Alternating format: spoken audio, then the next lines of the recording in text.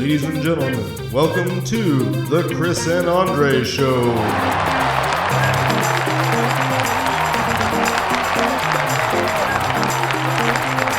Ladies and gentlemen, welcome back to the Chris and Andre Show, your favorite podcast / YouTube channel where we talk about the topics that you don't give a shit about. No, actually, you probably do care about this, especially this week. We'll get into that in just a second. But first off, I'd like to introduce ourselves. My name is Chris, and along with me is my loyal co-host.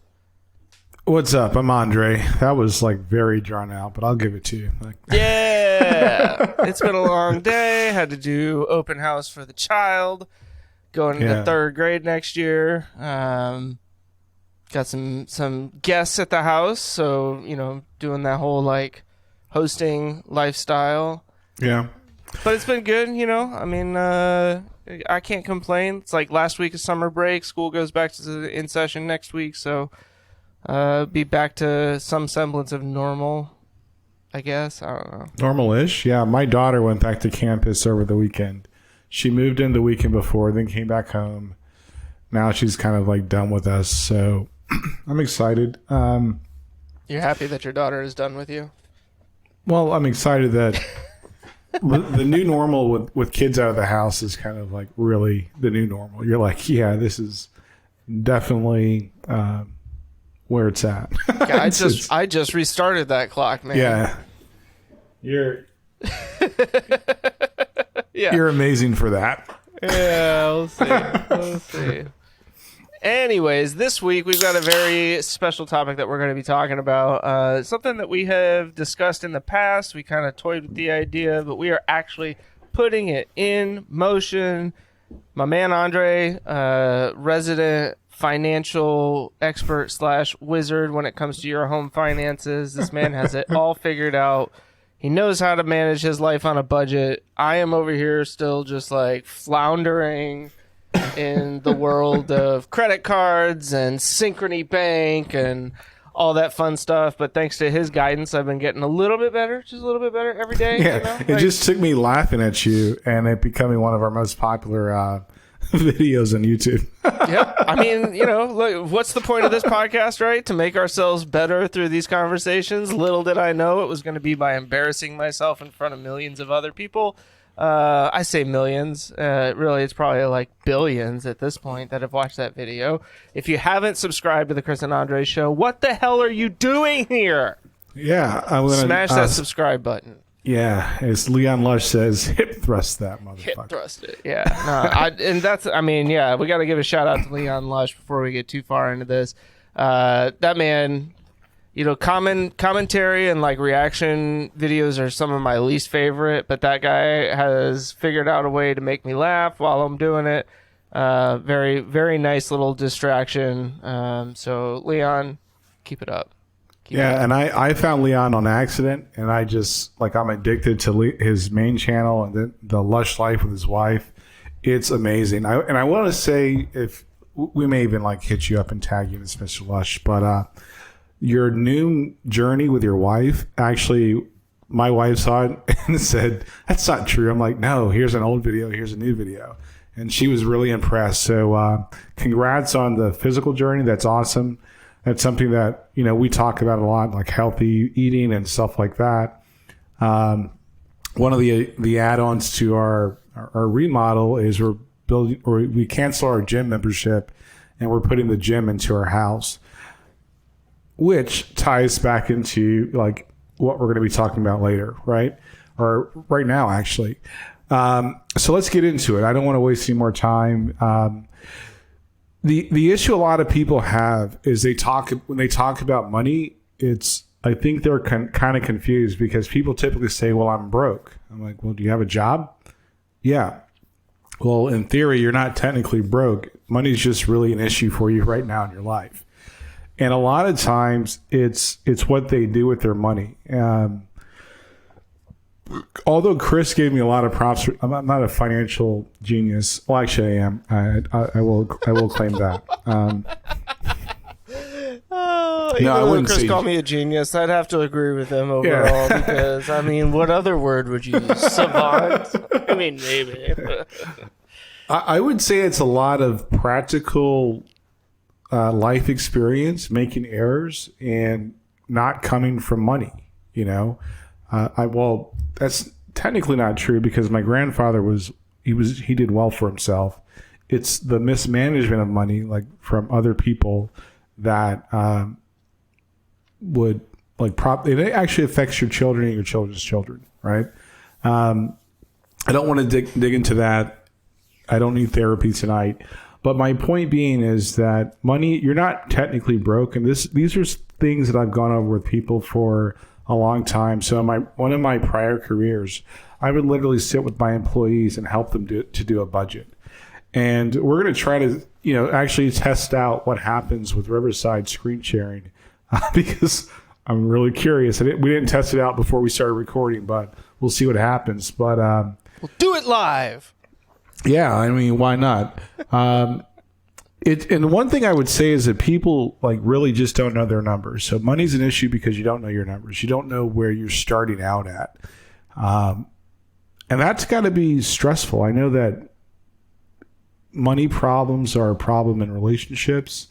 We're going to get to some of the things that I would recommend to use if you're in a relationship to manage your money.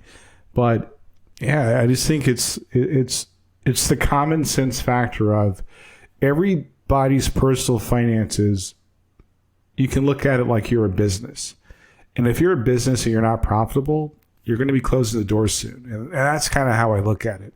What things can I do to keep the bottom line profitable? So yeah, that's my little intro to that. Chris, you got anything to add? Questions?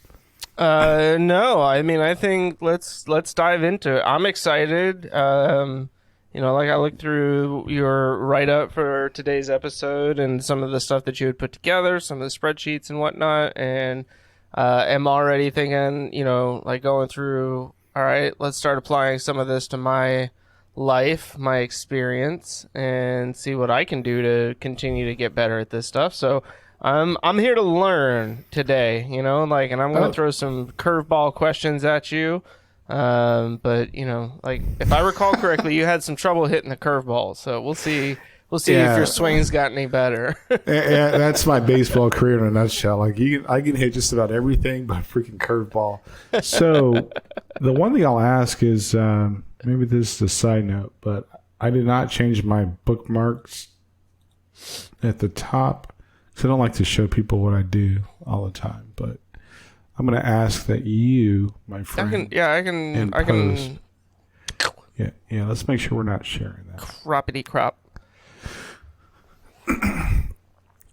So, a theory I have is it's literally called keep the lights on. Do whatever you want to do, fund your dream, however you want to make that analogy. But I really believe it's important for people to keep the lights on. So this spreadsheet, if you're interested, shoot us an email at comments@chrisandandreshow.com, and I can share this with you. I can make it public. It's not very high tech. It's what I affectionately call back of the napkin math, if I'm being honest with you.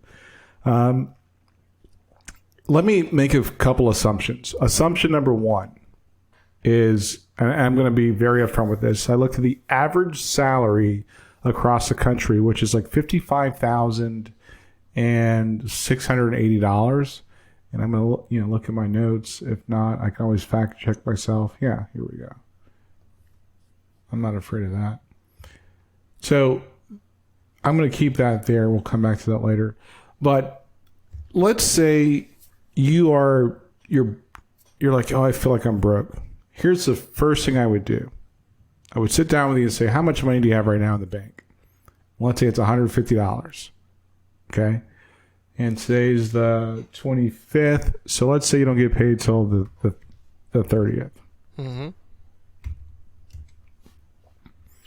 And let's make this.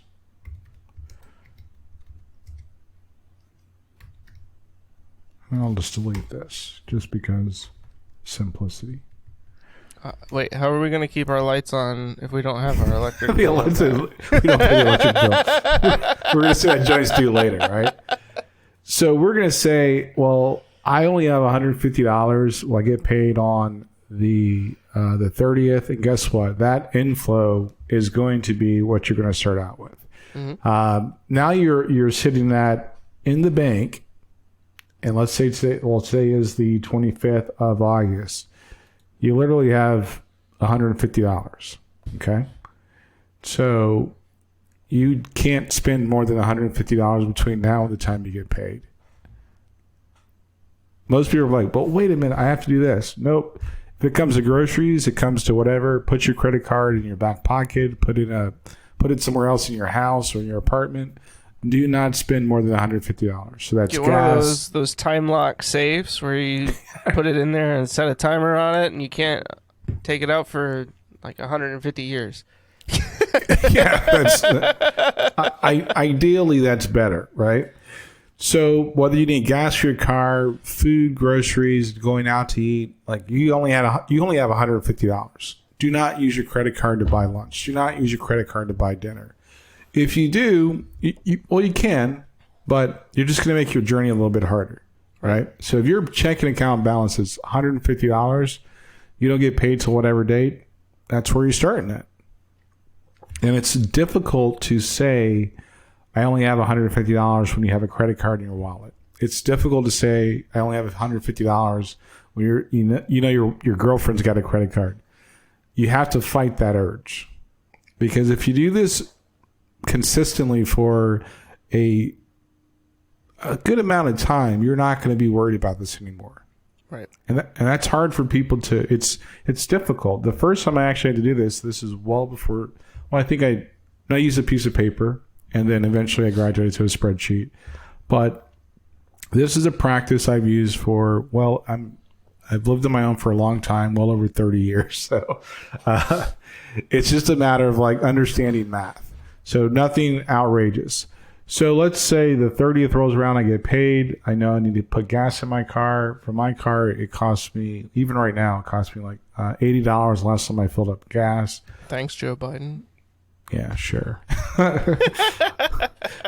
I'm gonna blame him for that. I'm not behind on my bills. I know my rent's due. Well, this is actually. Let me stop, because that's gonna get really scary.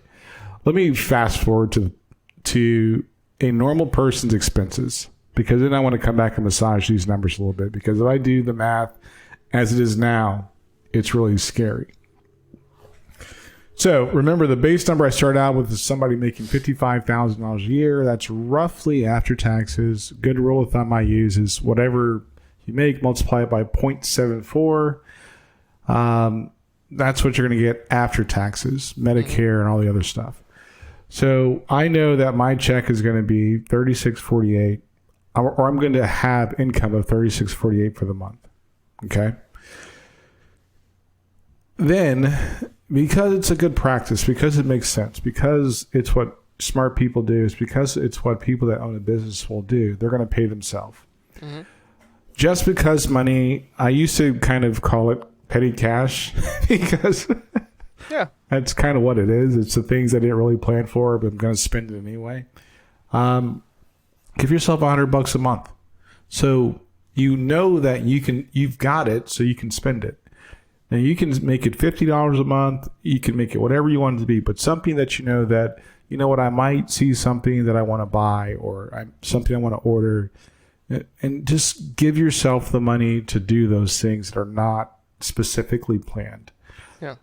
That will change your quite a bit of your view on money, because people do look at like regulating how they spend cash as a punishment. And it really isn't. It's just a matter of what you're going to spend your money on. My wife and I both have, when we get paid and whatever, we have an amount every month that it's just whatever money that, we each do.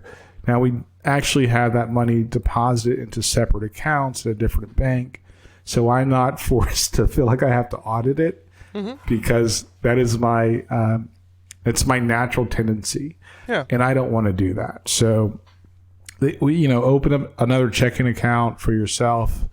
If you have a partner or a significant other, make sure that you have an account where it's doing something else. The other thing is savings, right? You're going to hear me say a lot that you can almost make yourself recession-proof. So a good rule of thumb is to pay yourself 10%. So net, you're going to pay yourself almost 13% of your income, and it's going to go to things you want to spend money on or to save money. So you're paying yourself. After you've paid yourself, then you've got everything else. Mm-hmm. My sort here is kind of wonky because it just happened, but we'll come back to these. But I'm going to start with everything that's got an M. These are monthly things. These things are also bolded. They have a bold font to them. Most of them, except for subscriptions. It's because it's literally keeping the lights on. Food, and you can split food into groceries or going out to eat if you want to. Housing, your rent and mortgage. The average rent for the county I live in, and I got this information from this link here. So if you want to zoom and enhance, you can see where I got the average rent for North Carolina. Mm-hmm. It's $1,100. Transportation, a car payment. So most people have a car. Most people have a car payment. This is based off of my simple formula of whatever car I own should be 25% or less of my actual annual salary. You will never see me buy a car that costs more than 25% of my annual salary. So doesn't mean you can't get a nice car. That probably doesn't exclude a lease, although it should be the last option. But more than likely, I'm going to buy a used vehicle, right? Right. But I can buy an older vehicle that's got the things I want and spend less money. So if you're driving a $50,000 car, how much money should you be making? $60,000 a year.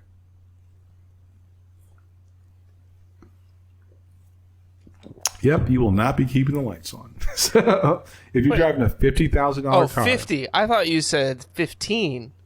Sorry, I was like, I can do math. That's four. I'm like, what? Why is he giving me this look? Okay. So yeah, 50,000, you need to be making $200K. Yeah. Like plain and simple. Like you can buy it, yes, but you can't afford it. And gas. This is kind of low, but it's also an average of like what a economical car like a Corolla or something like that would probably cost you with gas, even with higher gas prices. Mm-hmm. Now, people struggle with that. Like, you're going to have to get gas. But a fun fact and a fun trick I found is that I fill my car up at a quarter of a tank.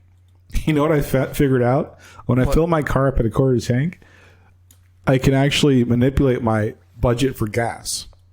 Like, even when gas was like $4 and some change for my current vehicle, I was still spending about the same amount of money. Okay. Do you have any questions so far? The quarter tank of gas thing, I'm curious. So is that basically just like because you're not spending more money at a single time, so it helps you, do you feel like you drive less because of it? Do you feel like your fuel mileage is improved because you're not carrying that big tank of gas around with you? Like, I'm just curious. I don't know. It just happens to be like a rule of thumb I've followed for a while now, and I can kind of like my mileage doesn't change, but I'm not stressing out my gas budget basically. Okay. Gotcha. So obviously, if your car is on E, you have to use more money to fill it up. So I just get in the habit of quarter tank of gas and filling that joint up, and I fill up about the same amount of times consistently. Okay. So, good rule, trick I found with that. Insurance, this is the average for North Carolina. It's actually $120, but I just made it $130. Electricity, this is an average. All the utilities are averages, and again, I found a link. What are the averages in the area I live in? Just not to prove a point, but to say, you know what? It can't be that. It's pretty much apples to apples as opposed to, well, I live at the coast, or I live like in Asheboro or Asheville. Yeah. Internet, I know I pay $80 a month. I could have paid $60 something, but you guys can't give me a dedicated IP address. Thanks, Spectrum. Not everybody's got trash pickup. I know I do. Not everybody's got a water bill if you live in an apartment. I know I do. your phone, your cell phone. The average cell phone for one user is like $130 a month. So that would actually make sense as to why some people stay on their parents' line, because then you're like at $35 to $40 a month. Yeah, completely makes sense, and it doesn't. That's right, mean ladies that, and gentlemen, I'm doing something smart. Yeah, if I can money. If I can put stuff to the bottom line, I'm doing that all day long. Absolutely.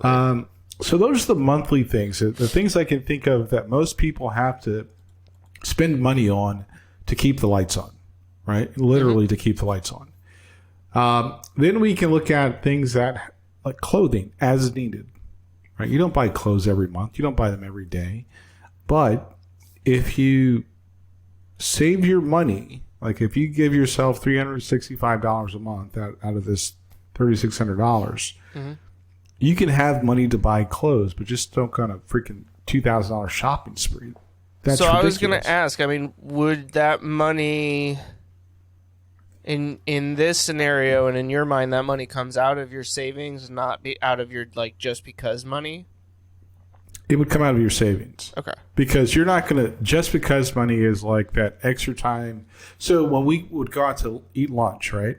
Yeah. That was my just because money. Right. Didn't want it to affect my budget.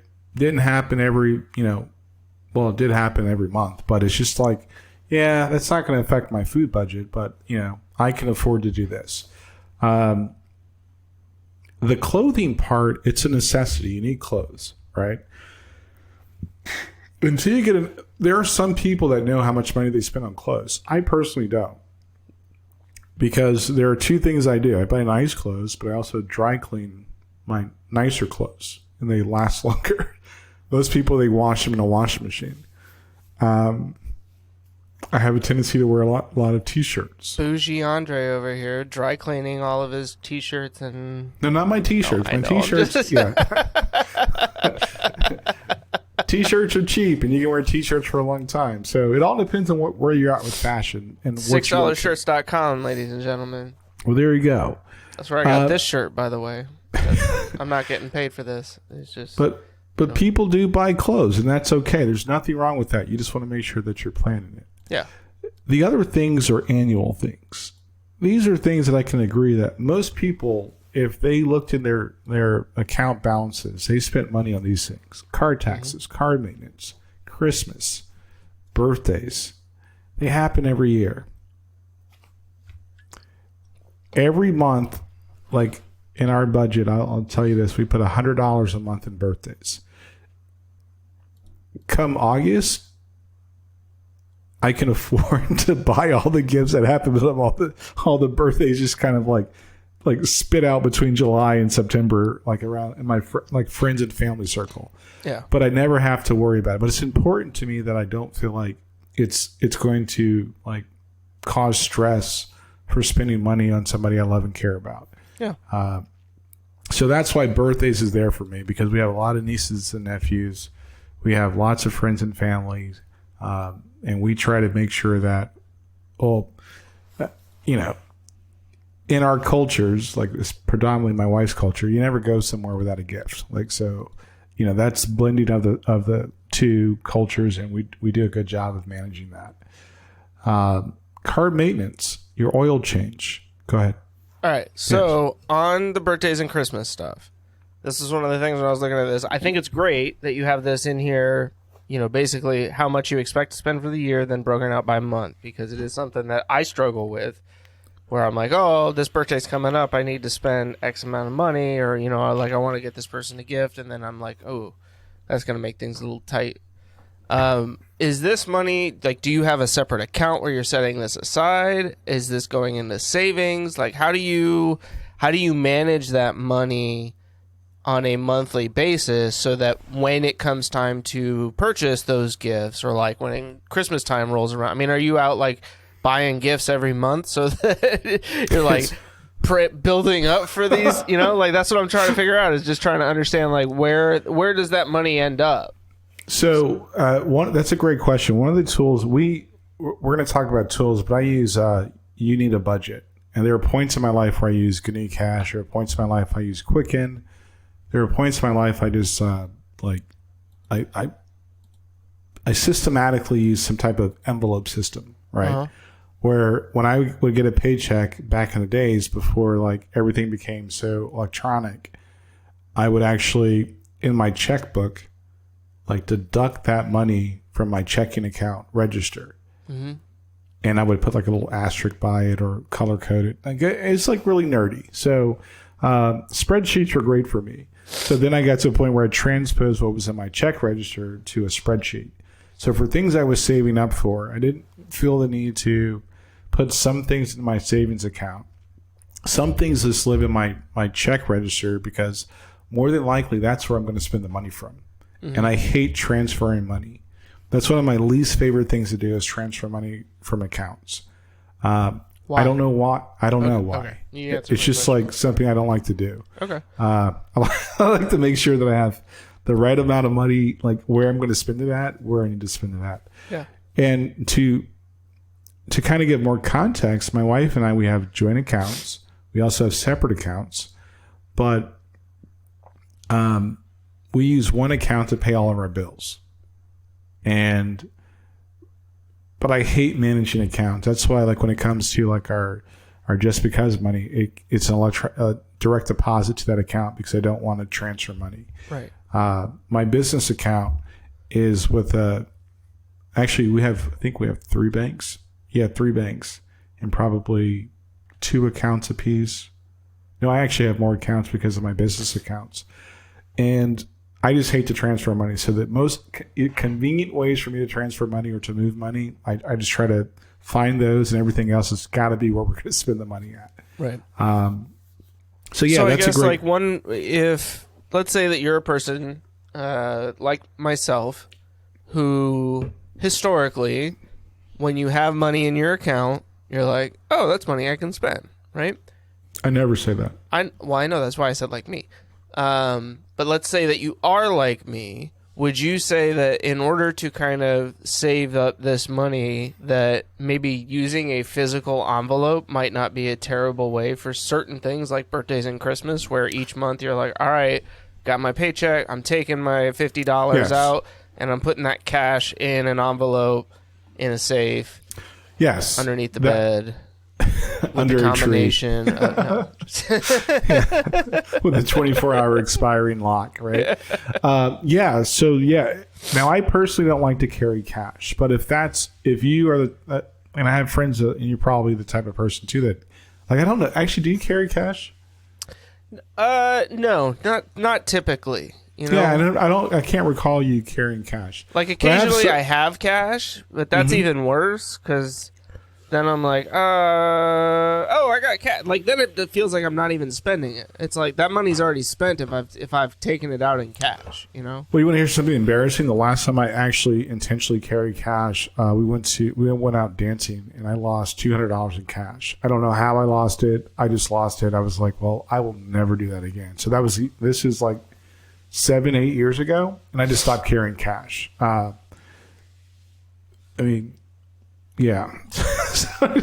My favorite thing about cash is finding it in like jacket pockets or.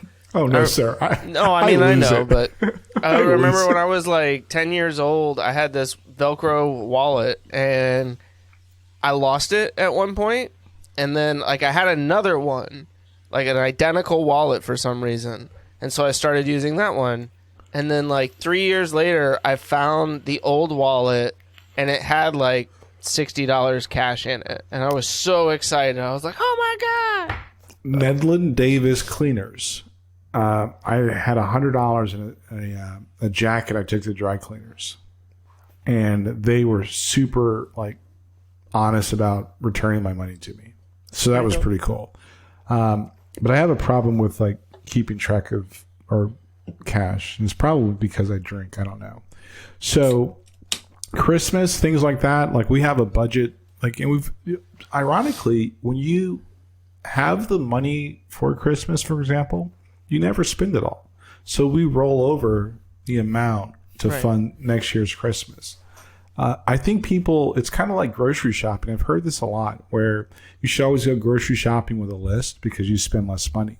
Yes. I think it may be true with Christmas as well. I've also heard you should always go grocery shopping first thing in the morning because by the end of the day, you're suffering from decision fatigue, like where you've made so many decisions that by the time you get to the grocery store and have to start like thinking again, that your brain is just like, I don't care, I'm grabbing this, I'm grabbing this, I'm grabbing this, and you're not like thinking through how much money you're spending, what it is that you're getting. And that's when you like end up getting home and you put everything away and you open the fridge and you're like, man, I got all these ingredients, but I got nothing to eat. Yeah, I got like tons of stuff. Our freezer falls victim to that quite frequently. So, with those things, they're annual expenses, and it may be different for everybody, but you can actually save for those things. Car maintenance, we also have a category called car replacement. So, it's great to have a couple $1,000s if you're thinking about replacing a car, right? And not freaking out about it. Yeah. Not saying, and I want to be very clear, I'm not saying that like I'm wealthy. I'm saying that most people can follow these steps and it makes money less of an issue. All right. So question on the car replacement. Mm-hmm.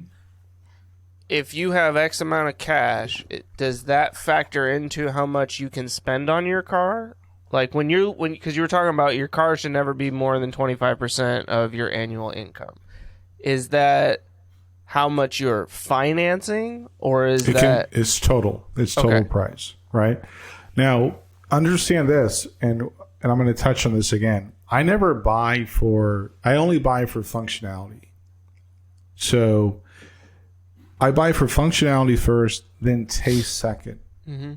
So if I need a car, it's like, oh, this is what I can spend. What fits that bill? And if I can find something that fits my taste, that's the ice. Like my car now. That is literally what happened. I was looking at, and I'm not really a big BMW guy, but I saw it. Like I kind of wanted to look at BMWs.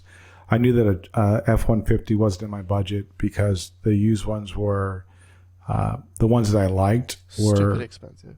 Like even it's used a freaking truck. Yeah, used $48,000. Yeah. I was like, no, I'm good. $48,000 for like 75,000 miles on it. I'm like, that's ridiculous. Yeah. Then I saw a Platinum that was like 52. I mean, these are things where it's like, no, I just can't. I could buy it, but I could probably afford it. It's not where I want to keep most of my money at. Yeah. So yeah, it's total expenses. So now that should be the max. Now, if you want to massage your budget and say, well, it's worth the extra $50 a month, right? Then sure. Yeah, but you have to look at this and say, okay, where's that coming out of? Is that coming out of my just because money? Am I reducing how much I'm saving every month? Are we dining out, one last time a month? Well, here's where it gets really interesting. Okay. And for those that don't know this, I used to be like a P&L junkie, like to the max. Let's say all things being equal. This is the minimal. After paying yourself, keeping the lights on, you have $332 left over, right? If you want to up your car payment, sure. Right? If you want to add more money to savings, sure. But these are just like literally, it goes back to keep the lights on. So if you have $332 extra, that's where you start to look at, all right, what's my next step and how do I make this work for me? Now, the thing that my wife brought up, and she made a very good comment, well, not everybody makes not everybody's making $55,000 a year. And I'm like, yeah, that is true. That is very accurate. I'm not saying that this is going to be the same for everybody. What I'm saying is get in where you fit in. Yeah. Right? Yeah, these specific numbers aren't going to be the same regardless, right? But the idea is that this is a framework for you to be able to plug in your own numbers and then see what are my options, kind of see things at a distance so that you're not constantly focusing on each individual thing and feeling like, wow, this is ultimately overwhelming. Right. So let's say, so that's the plan. That's the ideal, right?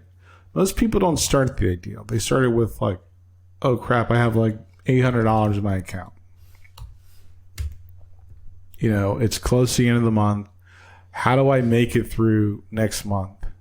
And, you know, let's say they may even have, let's just say 800 just for giggles. Okay. They're going to get paid. And if it were me, I would say, okay, well, I need to get gas. It's going to cost me that much. Well, I know my light bill is due by the 12th. Quick question for you.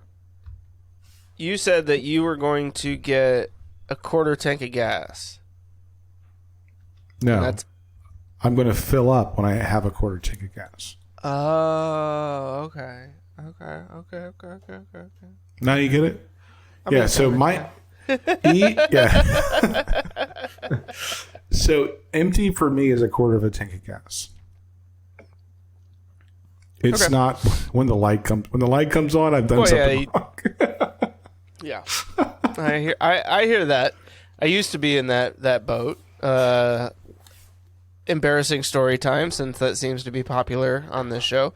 I had a '99 Ford Explorer. I think you remember it, the white one. And I was leaving E area from the old location, driving home, and I made a left off of James Jackson, that little cut through between Maynard and Cary Parkway. Yeah. So I made a left onto Maynard, and all of a sudden my car is just like do. I'm like,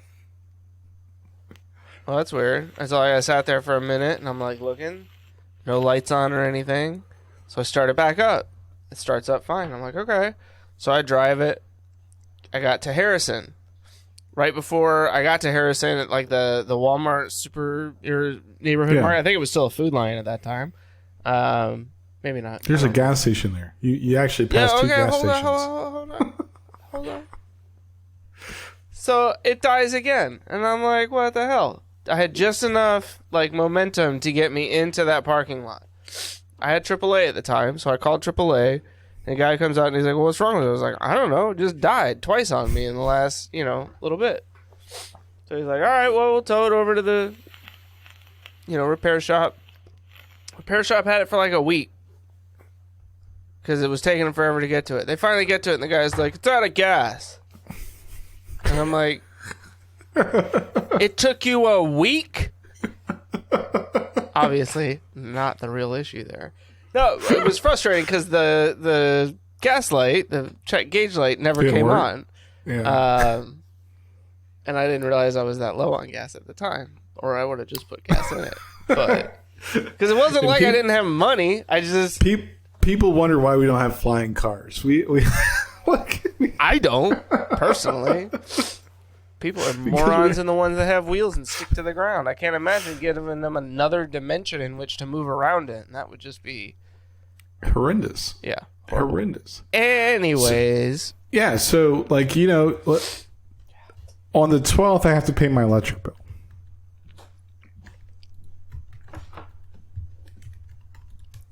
I'd say, what is it? 130, 120 bucks. You can go down and get a running balance and have like a forecast of where your account's going to be. Well, I'm also going to buy, and I'm not going to do this in any particular order, but I'm going to say, well, I'm going to buy some groceries on the 1st because I got paid. Mm-hmm. Good Lord. I might try and do two things at one time. It's so embarrassing. Never half-ass two things. Whole-ass one thing. Hopefully, I didn't even spell that right. I might wear my glasses and say food. Food. I'm just spending like $175. I don't know what a single person buys in food. Are you a single person? Yeah. I haven't been single in so long. It doesn't really matter. So maybe it's $60. I can call one of my kids. I don't know. All right. So 175. So you can actually go through and if you're living paycheck to paycheck, and this is where you are right now. Seriously. Yeah. And I've helped people that have had that have like not paid complete utilities, which is really weird to me. No, you pay your bills when they're due. You want to get all those things out of the way so you're less stressed. Yeah. The thing that you have to do and realize is it's going to take you 2 months to get to this. Mm-hmm. And that is, for some reason, that's been like, and it's anecdotal, but typically it takes people 2 months to get out of the woods. But you go through and you just write down everything that you have to pay. You go through all your bills, you look at the due date, you say, okay, bam, this is when this is due. And you pay it when it's due. And you can pay it early. There's no penalty for paying it early. There's a penalty for paying things late. But you get to a point where you're just working through your bills systematically. You actually get back into the old habit. I think one of the biggest problems with people in their personal finance is that we have debit cards now. Okay. When you used to have to write a check or pay cash, I'm sure people are probably doing a lot better to get out of like the red than what they are now, because the debit card makes it so simple to basically, not be where you need to be at. How so? Just out of curiosity. Like, I think I agree with what you're saying, but I'm just curious, like, kind of the reasoning, your thoughts behind that. Yeah, when you have to account for the dollar you just spent at the corner store, that dollar's gone. But when you just have to swipe, you're not thinking about it. You have an estimate or your best guesstimate of how much money you have in the bank, and you're liable to spend more money. That one reason why I can say McDonald's specifically, hate to put them out like that, but here we go. They put like debit card machines at the ready was because people spent more money. Right. The average check went up like 80 cents. Like if you look at this is from my time there. If you look at the average check prior to having debit card ability in a restaurant to the current status, people spent like 80 cents less because they weren't thinking about it. Sure. If I only had $6 to buy whatever I was going to buy, I'm only going to spend $6. Do you think that that's part of the reason that the envelope stuffing has become, cash stuffing has become like a more popular method for a resurgence? Yeah, budgeting lately. Sure. I mean, but I also don't think. Sure, because people are they're becoming aware. They actually, well, first of all, most people don't get paid in cash, so you literally have to do. There's a lot of physical activity to get cash in these envelopes. Mm-hmm. I'd be curious to see how many people are actually paying cash for things. Now, I personally look at debit card transactions as cash, but I just have a little bit more discipline to not spend more cash than what I'm willing to spend in my budget. So yeah, I think that being accountable, like for how you're spending your money and where you're spending your money at, is huge. So that's something that we've lost along the lines. Not saying it's a bad thing. It's just a matter of, let's say discipline. I mean, I certainly don't think it's a good thing. I'm just gonna throw that out there. Like, I will admit, like, I am somebody that has grown up at a time where, early on when I first bought my house in Cary, right? Like, I managed everything with checks, and I had my checkbook that I had to balance, and it was a different level of consideration, right, when you went to spend money. Right. Part of it was also because I had separate accounts. I had that account with one bank where I was managing like the house finances and putting in my rent checks and stuff like that. And then, obviously like managing my own personal finances separately. I am also somebody, I won't lie. Like, I grew up with, when I went to college, I had a credit card that was on my parents' account that was like for emergencies only. Right? It's amazing what you can consider an emergency in the moment. Like, Mom, we had to have a kegger that weekend. I don't know what to tell you. and there's there's something to be said about financial literacy. What I would encourage people to do is to stop thinking they're broke. You find much more like freedom when you understand where your money's going. One thing I wanted to touch on is lowering your expenses, and this kind of addresses my wife's point. Mm-hmm. Yeah, maybe not everybody's making $55,000 a year, but maybe you don't need to have an apartment by yourself. Maybe for right now, this time in life, in this spot particularly, you need a roommate. Like, that's okay. Don't lose sleep over that. Maybe you shouldn't go out and buy a $30,000 car. Maybe you need to find a used vehicle. Like, that is completely okay, because the objective of a vehicle is to get you from point A to point B, not to impress people. You don't live, sleep, and or eat your vehicle.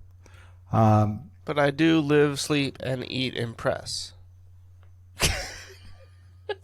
Sure. Okay, so then let's say that you are somebody who finds themselves in a position where their current monthly expenses outpace their current monthly income. It all depends. Yeah. Where do you think are the best places, potentially, without getting into specifics? Like, I mean, does it make sense to sell the vehicle that you have and try and find something less expensive? Does it make sense to... Yes. Okay. One of our sons did that. And these are things I talk about with my kids. And he's just like, it's just not worth it for me to have this car anymore. Yeah. And that's completely okay. And it's yes, things that you can replace with something else that you can actually you can afford, mm-hmm. are the things you should replace. Okay. Now I can't. Now, I can't tell my son to sell his car, but I'm like, yeah, that's probably in my head. I can be like, that's a stretch, yo. I don't know if that's a good idea. Okay. Because you affect two line items. You affect your car payment, three. Car payment, gas, and your insurance. Yeah. Right? These are all tertiary expenses that most people don't think about. So I would definitely find something that fits function and not style. Another piece of advice I will give people, and this was given to me by somebody that's wealthy, and at the time was a family member, was stop chasing money. And his advice was, next year you'll make more money than you make this year. That is very true. It has been very true for me in my life for well over 20 years. Mm-hmm.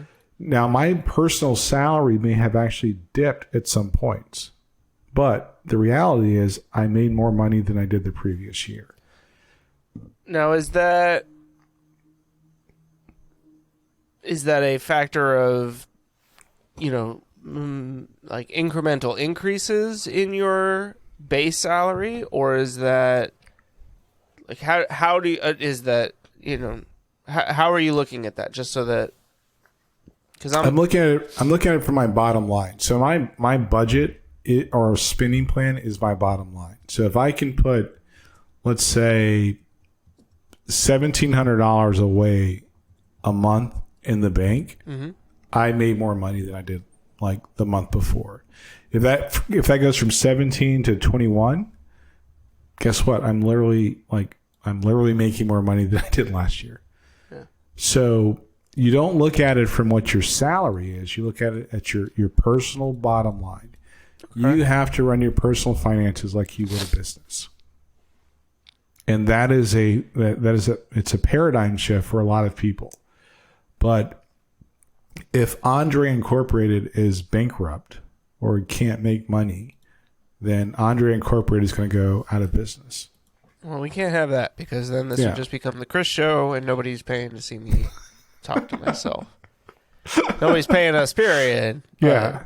But our podcast is an example of that. So how I fund the things that that I contribute to for the podcast is out of my pocket money. Right. So there is it's basically changing the way you look at your personal finances. It's not personal finances like your personal business, like not a brand, because that's wonky. But if you run your personal finances like a business, you'll be fine. All right. Next question. Let's say that you're in a line of work that awards you commissions. Mm-hmm. Where does that fall? Do you take like what you project to be or what you have historically seen as your annual commissions and divide that by 12? Okay, great question. Does that factor into your monthly income? Do you look at that as just this is icing on the cake? Like how do you kind of look at that? Icing on the cake. Okay. So a raise, a bonus, commissions, like if I am covering my out of the gate expenses, I'm good. If my objective is to keep the lights on. Anything above and beyond that, I don't put a bonus or commissions in my budget. Okay. That's extra money. Extra money lives somewhere else in my mind. It lives in like my savings account, or it's to, like, for example, I roll it over into, I fund Christmas, or I fund a vacation, or whatever it may be. Mm-hmm. It's not. That's not part of your income. Right. Gotcha. So, for example, when I worked at E area, and I remember I said I don't work for money, and I think he kind of looked at me like I was like, this motherfucker's lying. It was true, because I knew what my numbers needed to be to keep the lights on. Right. Right. So I'm not chasing money. I know that if I do the right things, I'm consistent, and if I'm like I cut cable years ago, and I got an antenna on my house because. To go from $200 to just paying for internet, because I was paying $200 plus whatever I was paying separately for internet. Mm-hmm. That's like, I think it was like $260, $270. Yeah. So I'd rather pay $80 for internet, nothing for cable at the moment. Then I got Sling for like $40 a month. I think it's like $49. Well, I'm still making money. Yeah. Right. Because based on my usage habits, and it goes back to functionality over personal preference. Functionality first, preference second. Like, just think about it that way. So I'm still net positive. So if we're to go back to look at subscriptions, I'm gonna pay for whatever HBO Max, whatever it may be, because I'm not paying $200 a month for like television. Right. So it's Would you also say that that's probably one of your streaming subscriptions and stuff like that? If you were in a position where you were trying to cut your costs, is that one of the first areas that you'd look at, or do you think that there are larger ticket items that should be more the area where you look because you can have a greater impact? I would go with the larger ticket items. Okay. Right. Because what's $5, right? What's $10? Like, you're going to spend $10 one way or the other. But if you haven't, like, for example, my daughter is just now getting her, or working to get her license. It's going to affect my insurance. Well, she's going to pay for it. But when I'm talking to my insurance company, I've been putting off switching over my homeowner's insurance. Mm-hmm. Just because it's not really important to me right now, to be quite honest with you. Yeah. But I'm pretty confident I can save probably $300 to $500 a year. So now it's like, if I could save like $300 to $500 a year, it's worth my time. So those are things I think about, and it's not about my wife is the type of she's a spender and I'm not, and that's completely okay. Most relationships, you'll have a spender and a saver. Yeah, the woman likes to spend money, and the man is all like, "Listen, bitch, you got to." No, that's not true on any planet. I know people where the husband will, if you give that dude a quarter, that quarter was spent before you handed it to him. So love you, mom and dad, but that is my parents right there. So you have to understand those parts and those roles, and people struggle with that. Yeah, it is completely okay. You just have to understand that, is your business profitable? Like that is the question you have to ask. And what are you willing to sacrifice? I'm going to watch CNBC. So if somebody was to say, you have to get rid of CNBC, I'd be like, and you have to eat all the bags of dicks, because that's just not going to happen. All of them, not just one big bag, but a bunch of bags of like average size. Yeah, because I'm just not going to do that. It doesn't make Here's a good example. Buying PlayStations and recently the Xbox. I realized when I was younger that when I had an entertainment system at my house, I went out less. You know why? Because I had something to do. Yeah. I could preoccupy my time. So was it worth the investment of buying a PlayStation or an Xbox? Yeah. I'm good. Because I'll spend $100 going to a bar, right? So you want to look at it in that light, I guess. Yeah. Okay. Another question for you. Home maintenance. I don't see that as a line item on here, and I'm just curious. There's also not like a specific line item for air conditioning repair and replacement, which I'm kind of surprised at. But I didn't put my personal budget here. No, I know. No, but so how do you manage home maintenance? Is that coming out of your savings? Is that if you own a house, you should put $5,000 away a year. Like here's how I came up with that number. And I could be wrong. But the last time I looked at replacing a roof, this was when I was a realtor. Yeah. So let's say 2009-ish. A complete roof replacement was $20,000. Depending on the size of the home, obviously. Yeah. But yeah. So what I would do is take my biggest expense divided by some term, typically 10 years, or the life of appliances is like 5 to 7. Mm-hmm. So I would take the biggest expense divided by 5 or 7 and try to put that money away every month. So that's how I look at it. So it could be anywhere between $3,000 and $5,000 a year, but you're not freaking out when you have to buy a new refrigerator or a stove or whatever it may be. So yeah, home maintenance is one of those expenses most people don't think about when they buy a home. Right. And that was part of the reason I brought it up, is because that's something that we've talked about on the show before when it comes to home ownership, is that there's a lot of things that, especially if you've been living in an apartment where you're not responsible for those costs on a regular basis, and then you're like, oh, well, I really want to own a home. It's like, oh, well, I just got my mortgage. No, you've got a lot more than that you're having to be responsible for going forward. And so, right. Okay. That makes sense. So 20,000 divided by 15 is, good Lord.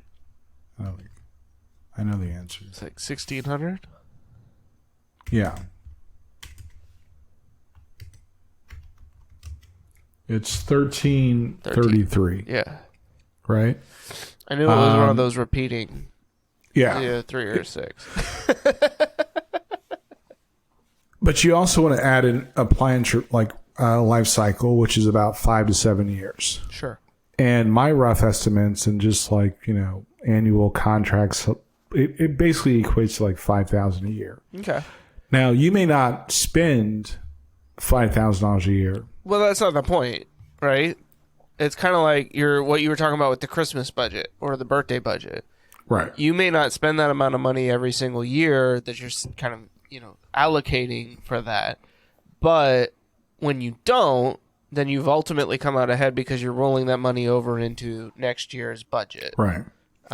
So or you have to spend a little bit more on the people that you actually do love. That's so So imagine when your gift budget. I think we call it gifts? And we call it birthdays and gifts in my house, right? Then when somebody gets married, you're like, oh crap, I have to like fund that, right? It's actually GIFs. I don't know if you know that. Like the creator of GIFs came out and he was like, no man, it's supposed to. Yeah. So we have a birthday and gifts category. So when somebody gets married, it's like, oh, we didn't plan for that. Like you can never plan for that, right? Right. But it's not like we're freaking out. We're like, oh, we're going to put, an extra X amount of dollars here. Plus, you're getting to that point where people shouldn't be getting married all that often. Well, I don't know. Last year, somebody I know got married. Yeah, but that was like, that dude was in love and, like he'd found the one. And... I'm just saying. So hopefully nobody gets divorced and gets remarried. But my point being is like, I don't know. Things... Joe's already halfway there. So I want to talk about tools. So I mentioned GnuCash. It's an open source project. Can you spell that for me? GnuCash. Okay. GnuCash. CASH. Good. I knew how to spell the first part. It was the second part I wasn't sure of. Great program. And if you're, I love to support open source projects. It's great. If you're single, it's got a lot of small business capability. It's fantastic. Tools are secondary, though. The first thing is to make sure that you get to a point where you actually have money left over at the end of the month. So you can spend it on these tools. Yeah, so you can, you want to get to a point. GnuCash is obviously open source and therefore free. Tools like You Need a Budget, not free, but can be very helpful and ultimately, maybe very well worth the money that you're spending on those services. The one I recommend, You Need a Budget, I recommend it because I am not single. Period.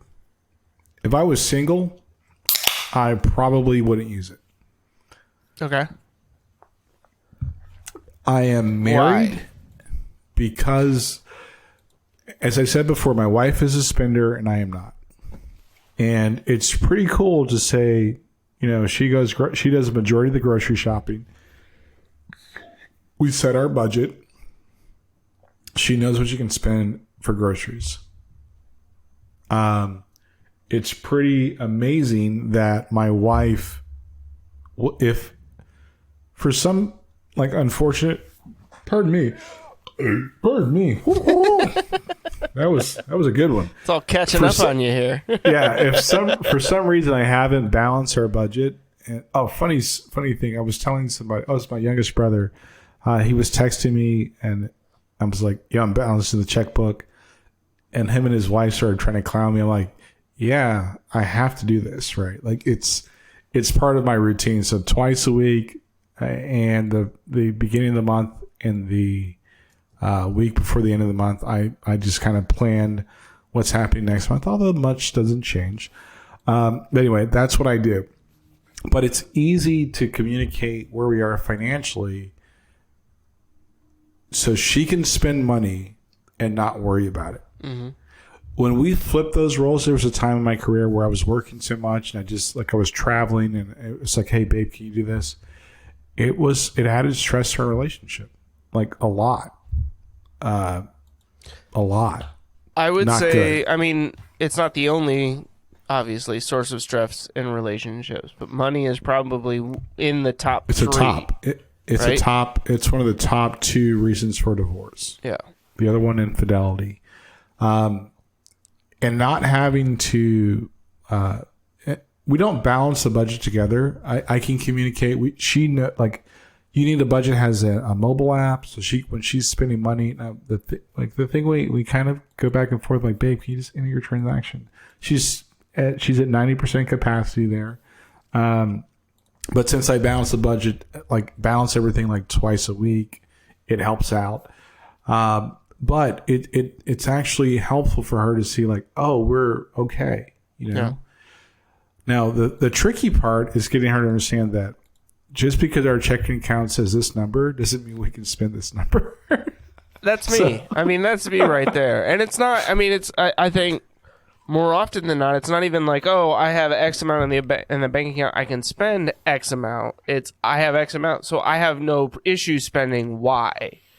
You know, like I can spend a quarter of that. I can spend, I can spend a little money here. I can spend a little bit of money there. But I think I fall into that same trap, or historically I've fallen into that same trap that we talked about earlier with debit cards, where it's like, oh, I have this, I've got $500 in my checking account right now, and I get paid in, a week. So I can spend, we can go out to dinner, we can go do this. And then it's like, oh, well, I'm at the grocery store, so I can spend this much there. And then, 3 or 4 days later, I'm looking in the bank. I'm like, where did all my money go? Yeah. Right? And you're like, it's $30 here, $50 there, $80 here. And all of a sudden, you're like, I just blew through $400 in 4 days. I got $100 to last me, the next, 3 or 4 days. And that's when the stressor kicks in, for me. Is it's trying to figure that out. You spend what your budget tells you can spend. Right? If your budget for groceries is $800, you have to have a pretty good reason to spend $801, right? As I said, this is where I have to kind of have a conversation with my wife. She's like, but babe, why don't you put that in savings? I'm like, no, because we're going to spend that money, right? Because my checking account balance is it looks like, oh, that's all available. It's not really all available. It's already earmarked for certain things. Yeah. So, that time we need to do this, I need that money to be there because I don't want it. And I tell them, I hate doing transfers. I don't want to transfer money from one account. I don't want to do that. It's awful. I mean, because I do that all the time where, I'll get, when I get my commissions checks, I'll move that money into my savings account because it'll be like, all right, if it's not in my checking account, then I won't spend it. That's a lie. I still see it in the savings account. And I'm like, all right, well, we need this. All right, here's, $150 here. Here's $500 for this week so we can make sure we can go do the things that we want to do this week. And then, again, it's a month and a half into because I get my commissions checks quarterly. I'm like, where did all my money go?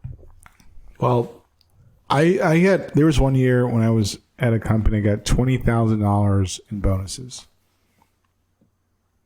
And that was obviously on top of my salary. Right.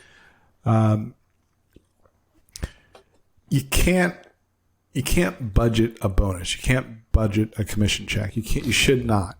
You should be able to say, okay, it takes about 60 days of being addicted to understanding where your money's at to where you get out of the habit of spending that money frivolously, right? If you have a plan of what you want to spend, what and when you're going to spend money on stuff, you stop thinking like that.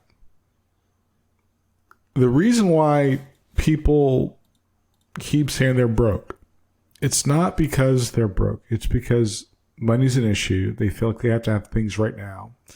They feel like they're buying things based on preference and not on functionality. Mm-hmm. Stop doing that. I'm being super serious. Or you talk yourself into thinking that you need that thing. Yeah. Right? I buy nice stuff, right? And I'm being honest, I buy nice computers. My desk is super cool right now. I bought it in cash. When we talked about Synchrony Bank, I was not doing that in jest. I'm thinking shit, if you have $3,500 or whatever it is, right, just buy it. Yeah. It's worth you deserve it, you earned it, and you're not going to be playing the games of trying to here's what I'm going to say in short. Make yourself recession-proof, right? Get your life, your financial order, your financial life in order to where when a can of crushed tomatoes goes up 20 cents, that's when you notice it. Make yourself recession-proof. When people were bitching about gas, I wasn't bitching about gas. And it's not to say that it didn't suck, because it did. If I, didn't have the behaviors I have now, but I wasn't losing sleep over it. Right. I have other things to worry about other than how much fucking gas has cost. And that sounds very like dismissive, but I'm being honest with you. Like your problems aren't like how much gas costs today. Your problem is like what you spent money on yesterday. Yeah. Can we also just for a moment like point out the fact that gas prices go up at the beginning of the summer every single year? And I feel like that was never talked about during this whole like thanks Joe Biden. And now we're at the end of the summer and gas prices are going back down. They've been going down for like 78 days. Yeah. Like I get to, I'm like, well, it's not even.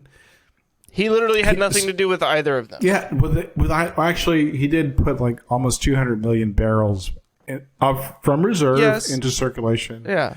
It may have helped like 5 cents. Right. At most, he could affect, they said, like 20 to 25 cents. Okay. So there you go. So I really don't care. But gas prices have dropped significantly more than that in the last 80 days.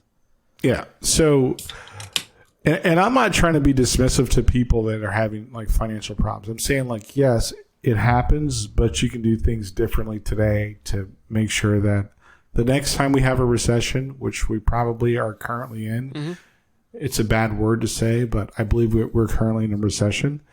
You're not going to be worried about it. Well, just keep saying recession because that's going to be the title of our episode here. That's what everybody's going to be searching for on Google, and so it'll be financial advice, how to make yourself recession-proof. Yeah, I mean it's super. It's super easy, barely an inconvenience. I will stand by my statement.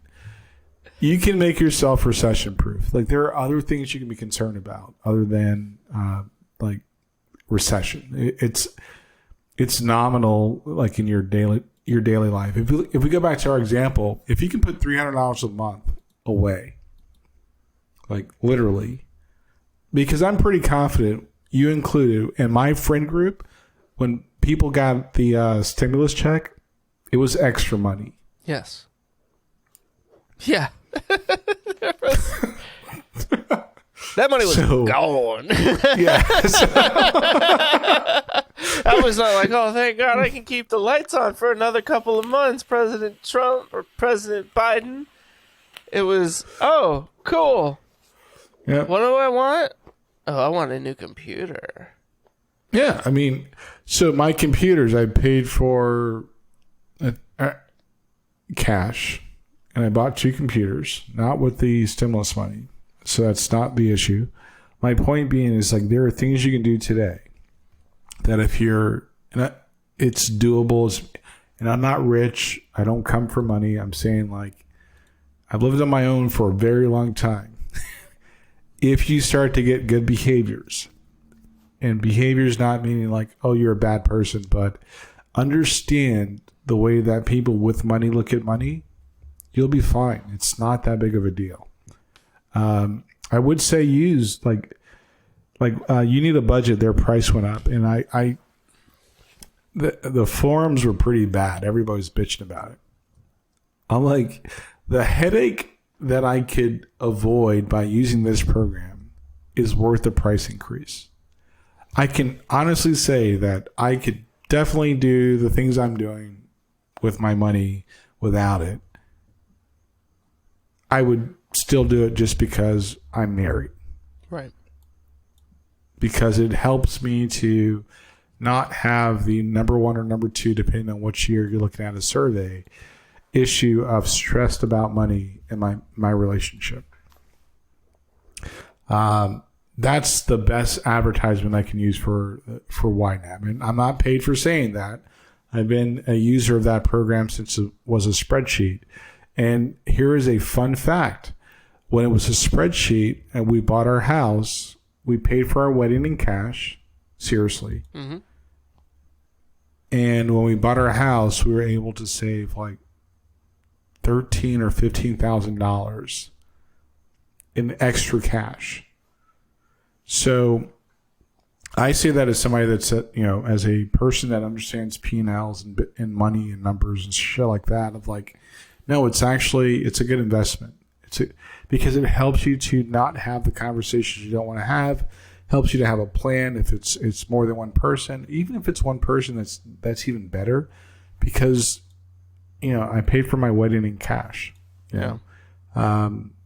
I was able to put, like, let's say, just for, shits and giggles, $13K in cash away in the bank. And I don't work for money. I work and do things I want to do for the moment because I can afford to do it. And the one thing I want to mention is like this, quiet quitting and great resignation. All right, can we talk about quiet quitting real quick? I think it's weird. So my understanding of it is like doing the job as it's described. So basically not doing anything outside of what you were specifically supposedly paid for. Is that? Yes. Okay. That's the definition I understand it as. But here's what I will tell you. Somebody that will be 46 in a couple weeks.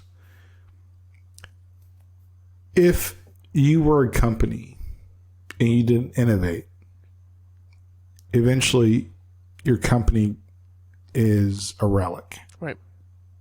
Period. So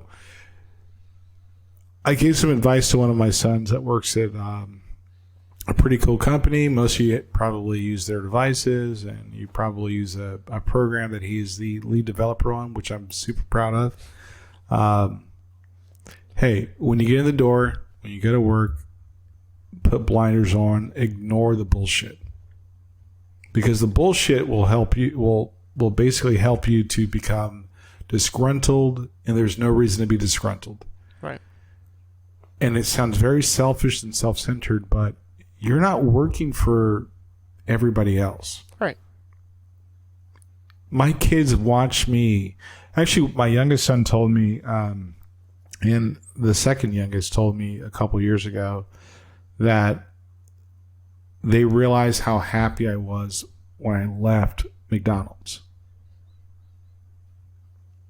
And one thing as a parent I never wanted my kids to ever experience is like chasing money, getting stuck in a job because of a paycheck, and like all this. There are so many other things you can do with your life to find fulfillment and the things that people are looking for. But whether it's I don't know what the problem is, but quiet quitting, antithesis of that. It does not make any sense. If you're a company, if you run your personal life like a company, not saying that you're like wearing a suit and tie, but you care about it like you're trying to build something. You're trying to build a family. You're trying to build a personal legacy. You're trying to build all these things people talk about, and you don't innovate. You don't look for opportunities. You will find yourself unfulfilled, stressed out, and you'll be the victim of a midlife crisis. It was one of the things that there was a text conversation a few weeks ago with a friend of the show, Joe, and he was asking just like how did you get to where you are doing what you're doing right now? And I think it's honestly the best advice that I could ever give to somebody career-wise is just look for the opportunities. Wherever it is that you are, it's not about job hopping to get that pay increase, right? Right. Make yourself available for the opportunities that present themselves at your current employer. I mean, that was at E-Area what ultimately led me to being in a position where I could leave and go do something that I enjoy even more than what I did there, was because when I saw something that needed to be done, I didn't wait for somebody to say, hey, can you do this? Right? It was me going to somebody and saying, I'd like to help with this. Right? It was me recognizing I may not have the skills right now, but if I spend 45 minutes to an hour every day learning some of this stuff, I can make myself more valuable ultimately to this company. And unless you work somewhere that's just like a complete shithole in terms of management and whatever, everything else, yeah, then that's ultimately what's going to pay off, And area had its own list of issues, obviously. Even from the time that I started there, let alone the time when you and I both ended up leaving there. But it was still a strategy that ultimately I think pays off just about everywhere that you go. I got promoted on accident. Yeah, you did. You didn't even want that. You were like, I don't want to do that. But then you went and did it, right? Yeah, I got promoted on accident. Things worked out. And the former president of the company told me something. And so that's why I won't shit on him or even the former CEO. Yeah. He said, it's amazed me, I'm paraphrasing, how you were able to craft a new career after leaving something you did for almost 20 years. So I'm not a formally trained software developer or engineer, but I was able to forge a career that basically makes me, I was actually promoted to be a software engineer. Yeah. So you're right. It's about being able to look for those opportunities, look for innovation, look for ways you can help out and contribute. If I can't contribute to something, if I don't see that there's a positive outcome, I get bored and it's time for me to leave. Yeah. And I think that, I don't know what career advice people are getting or even giving, but it all ties back to something that the same person that said, basically, you'll make more money next year than you do this year. He said, run it like it's your own. Right. Whatever you do, run it like it's your own. It gives you a different perspective. And I'm not saying you have to work 70 hours a week. That's weird. Yeah. But yeah, I don't know what to, I'm confident in my children that they'll be fine. I'm confident in people that I know they'll be fine. But I hope that the message gets out that we're probably getting some bad instructions on how to navigate. I think it's asinine that there's so many Gen Z versus millennial type of conversations, and that's weird. It's we can all learn from each other. I'm a Gen Xer, Chris is a millennial. Never hear that conversation come up in what we talk about. Right. It's just a matter of, hey, how do you feel about this, or how do you see this? And that's probably more valuable than anything else. It's all ultimately applicable to both of our lives. I mean, things don't change just because you were born in a different generation. Generations are just another label that they can slap on you to try and group you together with other people. It's a mathematical grouping. Yeah. Right? And a wonky one at best. And serves no fucking purpose. Yeah. So it's, I don't know. I do think, just to kind of wrap it all up and tie it back together, I think that how do I say this without being I don't want to come off as, I don't know the word I'm looking for. My kids are fine. They will be fine. I don't come for money. My kids have got two parents that are quote unquote middle class, and we've done well to provide them an opportunity, not to provide them a path that's cleared of obstacles and everything else they have to deal with. But I would say this, we're looking at the landscape the wrong way. And I think the people that will, if we continue to look at this landscape the way that we currently, not everybody, but it's in general, are looking at it, yeah. It's super detrimental to the health of our society. My kids are doing okay. They will be fine. I will say this. I am anti this message of generational wealth. That's one thing I want to be clear on.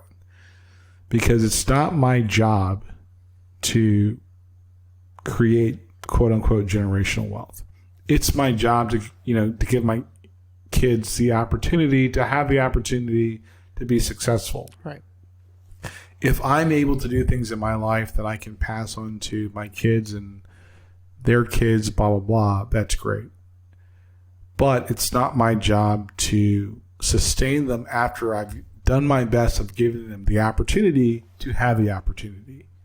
So as a parent, I can step back and say, yeah, they're doing a good job. The reason I say that is because of the way I've experienced the world, because my parents were given the opportunity to pass on stuff that another, my grandparents were able to, should have, quote unquote, been able to pass on to me. Mm-hmm. Didn't go the way that it should have gone. Right. Some things went south.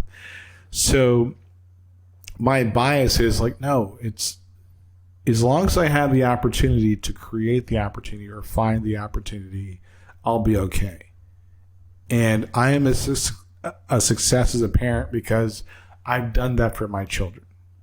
So whether that's to pay a little bit more in taxes or so they can get to a good school, whether that's to work at all right, McDonald's, here you go, a shitty job for a little bit longer than I had to, so that they can, do whatever. I did that. That's all I got. It's not my job to give my kids an inheritance of 7, 8 figures or 9 figures. That's weird. Right. And if you think that, you're a fucking idiot. Your job is to give your kids an opportunity to find or to get the opportunity. I mean, they should. So, their goal should be to build their own life, right? Not to build it on the back of whatever it is that you were able to hand them when you passed away. Because then you end up with kids that are literally just waiting for you to kick the bucket. Yeah, it's weird. Yeah, that is weird. I'm with you on that. I think the whole idea behind generational wealth, I mean, I understand why it's part of the conversation in certain instances, but I do think that the focus on it that has been put on it, especially over the last probably decade or so, in terms of whether or not future generations are going to be successful, I think is a falsehood. Ultimately, yeah, it's bullshit. Yeah, well, that's a more vulgar way of putting it. The way that I put it. No, it's bullshit. But that's why we have the Chris and Andre show. Yeah, it's bullshit. Stop telling people that shit. Stop telling people to side hustle and side hustle plus side hustle equals you're going to be financially free. Well, that too. I mean, that was there was that article that I had sent you about the best advice to become a millionaire from somebody who started out with nothing, and it was I changed jobs every year. That's how I got a pay raise, and it's okay, that sounds fucking miserable. Yeah, that's bullshit too. Yeah. So I'm gonna call bullshit on that stuff, and I think it may work. It goes back to how I feel about crypto. It may work for a small percentage of people, but not for the vast majority. Yeah. And that's okay, but you can't expect everybody to go through that narrow gate and be okay with that. Yep. There are practical things that you can do. There are practical things that you can actually put into practice. And somebody actually called me. I've been called old, and somebody thought I was gonna be 29. So that person is in my good graces. The person that called me old, I don't know how I feel about that. The person who called you 29 fucking blind as fuck. No, they're smart.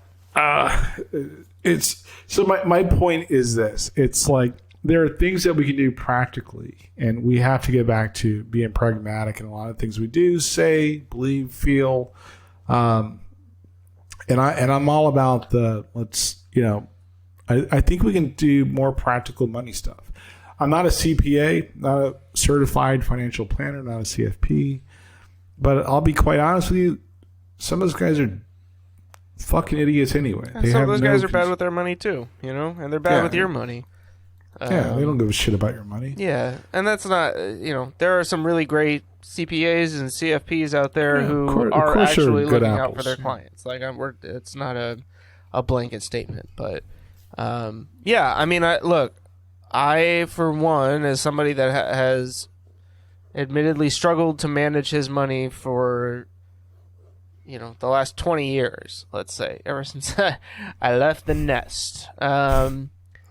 This is the thing that has probably made the most sense to me, just looking at the way that you've kind of broken things out. And that's not just me blowing smoke up your ass, because you know that I wouldn't do that anyways. But yeah, I would tell you stop trying to blow smoke up my ass.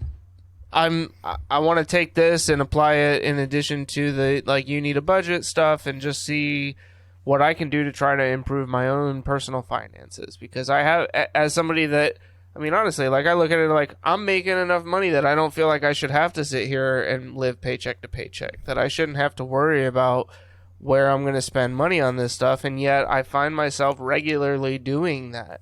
And it's really frustrating. And I think it is just a matter of not managing things or planning things properly, because that's something that I've struggled with. So I'm really excited. I hope that the people who have tuned into today's episode, learned something. As Andre mentioned, if you're interested in kind of getting access to the spreadsheet that he was showing you, hit us up at comments@chrisandandreshow.com.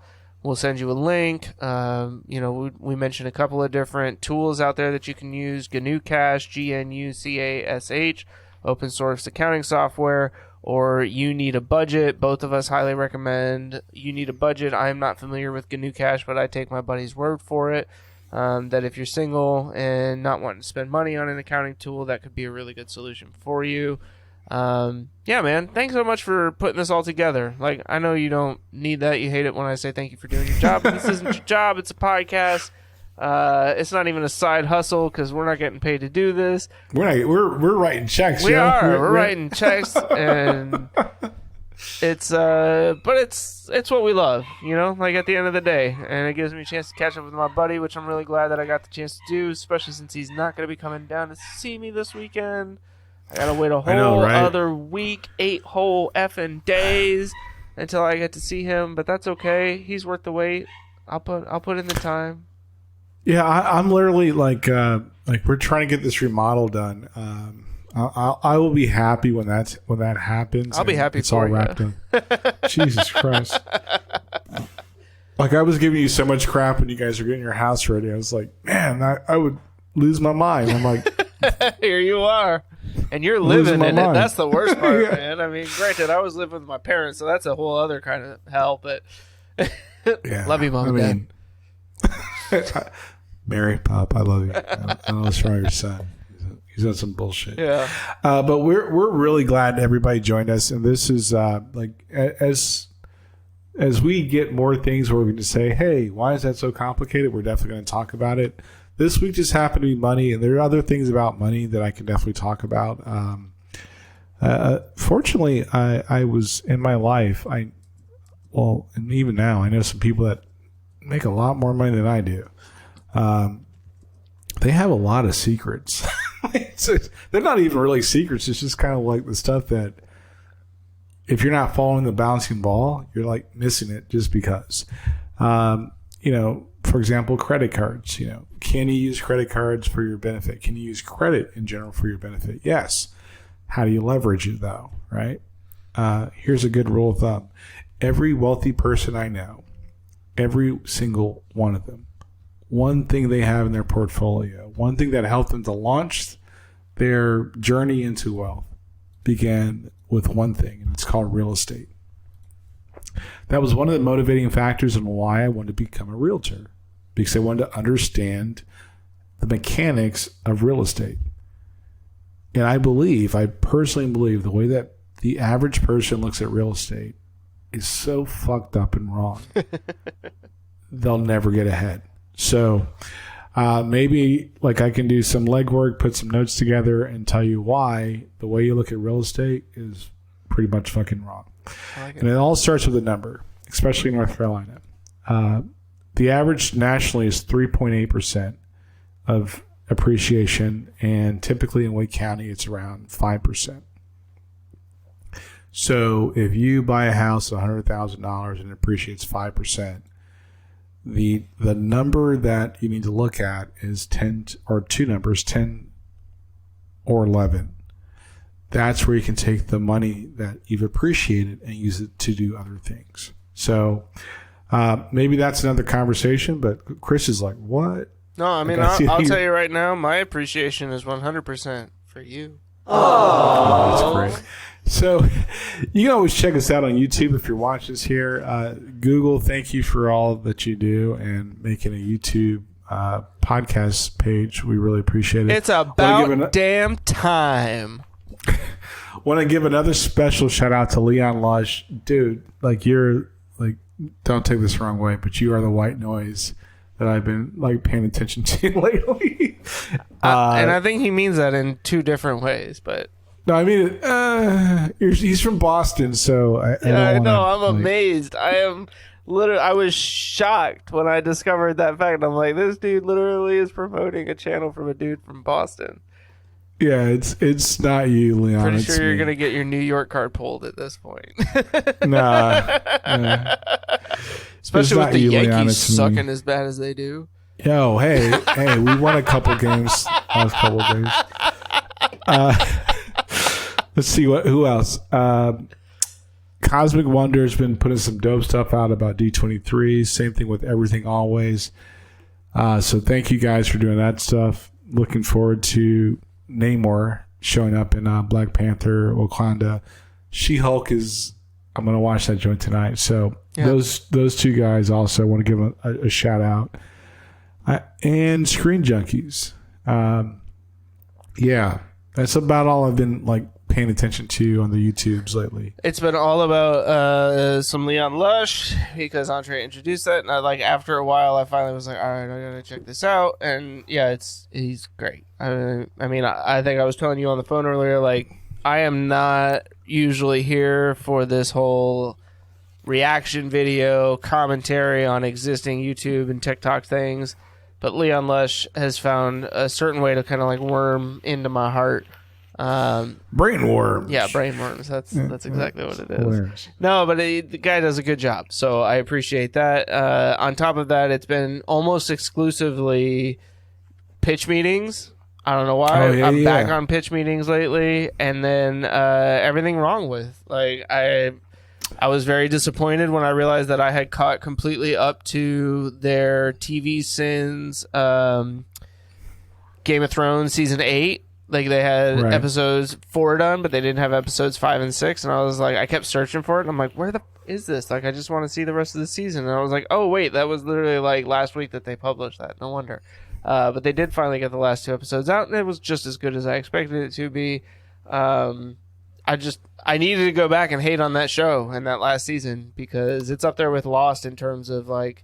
Oh, Lost is garbage. But have you watched what's that new joint for House of the Dragon? No, because I don't have HBO Max. Yeah. You want to help me out with that? We can work something out. That joint is dope. What was the other thing? Oh, The Sandman. I started checking out The Sandman. I know you said this. I'm struggling. Yeah. I'm struggling. I got to episode 6, I think. When he fights Lucifer? No, after that. Oh, I kind of like the Lucifer battle. I thought that was pretty dope. I have a ways to go. I'm struggling on that show. This is when he meets his sister Death, yeah? Okay, so I think I'm right before that. She showed up, or one of his siblings showed up at the very end of the episode. It's the one where the dude's in the diner. Oh, Desire. Oh, I saw that one 24/7. Yeah. That's a messed up freaking episode. That one was hard for me to watch. I wrestled through that one, did not enjoy it at all. Yeah. It also felt like it was 3 times as long as every other episode because I was just like, how long do I have to sit here and watch these people do this stuff? Like, it was bad. It was bad. Painful. Yeah. But yeah, so I like the dude that plays the Sandman. I really love that helm, like the helmet that he's got. That's cool as shit. I kind of need one of those for like my wall back here somewhere. But yeah, so if you get a chance, check that out. Definitely gonna watch some She-Hulk tonight, maybe tomorrow, maybe later, because the family that's in town I don't think is caught up on all the Marvel stuff, which is really surprising. We just watched the Bob's Burgers movies today because they had not seen that. I said movies for some reason. Bob Burger. And his name is Bob Burger. What? His name is Bob Burger. It's not. It is. It isn't. No. It's not? No. Are you serious? Bob Burgers.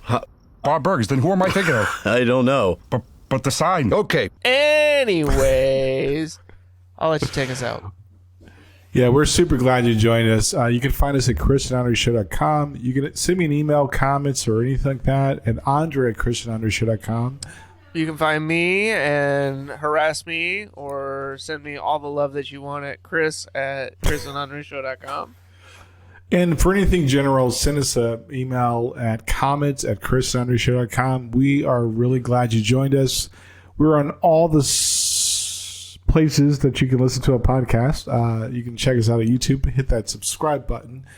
I don't want to do it, but hip thrust it if you could. We're going to have to come up with our own. Yeah, because that is so dope. Yeah. Anyway, so Leon, thank you, Leon. Social media, we're on Facebook hanging out. I'm lurking on Twitter-ish. I don't like it. It's making me sick. Please put Donald Trump in prison. As always. I like it. That's great. As always, I'm Andre. And I'm Chris. And we'll talk to you next time. Hey guys, it's Chris from the Chris and Andre Show here. Just wanted to say thanks for checking out our show. We hope you enjoyed it. If you would, subscribe, like, make sure to hit the notification bell so you get alerts when we post new videos, and leave a comment with your favorite part of the most recent episode that you watched. We'll see you on the next one.